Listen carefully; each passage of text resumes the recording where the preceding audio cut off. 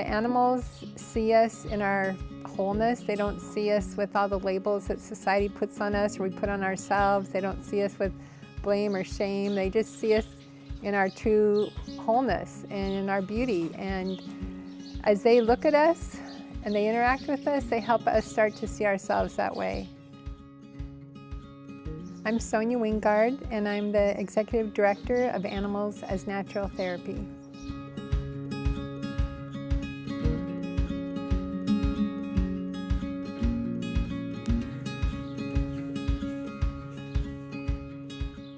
Mobile Ant really started back about 14 years ago, and its inception was really prompted by our director Sonya having this group of girls in drug and alcohol recovery that we work with at the farm. And she had worked as a nurse when she was younger, and then she'd worked in nursing homes, and so she really felt like that was a valuable place to learn about life and learn about elders. And so she decided that she would like to try bringing these teen girls to the nursing home to start practicing some of the things that they were learning at the farm.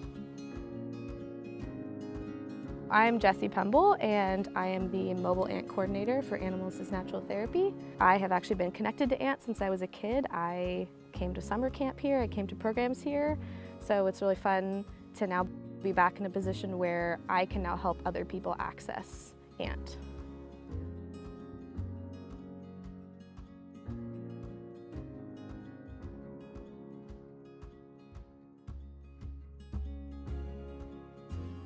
Animals, just like people, have different personalities and attitudes, and it's actually really fun to get to know our animals because each one is different.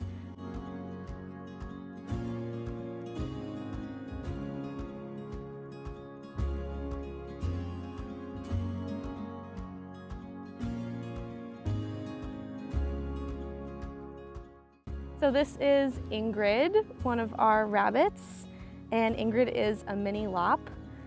Ingrid is probably one of our most popular mobile ant visitors because she's so sweet and because she's so soft and curious. You'll usually see her popping her head out of her basket to say hello, and she is the bunny known to give kisses, to kind of nibble on people. For our mobile ant crew, we have our rabbits, and right now we have 4 rabbits that regularly visit. Tinkerbell is our famous traveling hen, traveling chicken, and we also bring our miniature horses. We have 3 miniature horses right now, Toby, Persephone, and Midnight Mocha. Our van is a Ford Transit cargo van, and it holds 3 miniature horses and as many bunnies and chickens as we can fit in cages, and 2 big dogs, and 2 of us driving, which is really amazing to have a farm rolling down the road, basically. It's been such an incredible gift to us. It was donated and had a lot of community support to make that happen. We really saw the value in connecting elders with animals and also connecting elders with children and having an intergenerational component.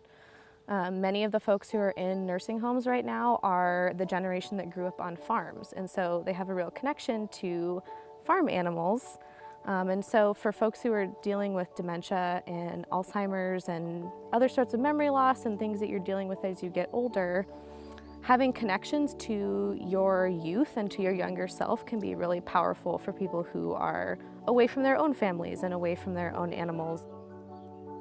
Just by placing a bunny in a basket on their lap, you see people just light up and kind of come to life. We interact with a lot of folks who, when we get there, are pretty withdrawn and maybe not very verbal, but as soon as they get an animal on their lap, they want to talk to us, they want to tell us their stories, they want to know all about the animal, or they want to know about the kids who are bringing the animal. Sometimes they're more excited to see the kids than they are the animals, and that's okay. That's part of that intergenerational piece.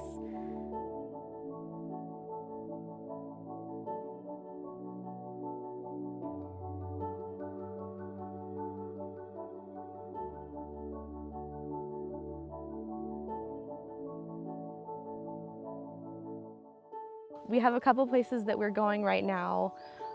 that are regulars, and so we see them twice a month. And so we've really gotten to start establishing relationships with people.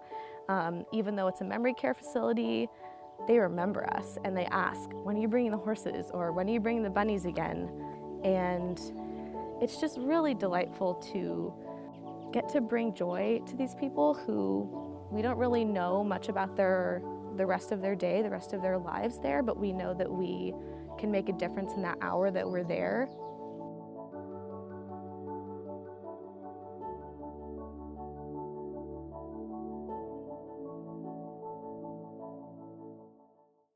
If a resident touches a bunny maybe too harshly or too roughly, they're gonna get pretty instant feedback from that rabbit, like, oh, I don't like that, that's too hard.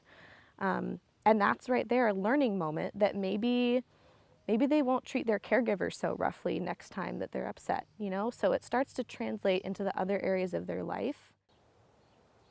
As much as these animals give and give and give to the people who come here, they also need love and care, and we take just as good care of their mental and emotional health as we do of the people who come here.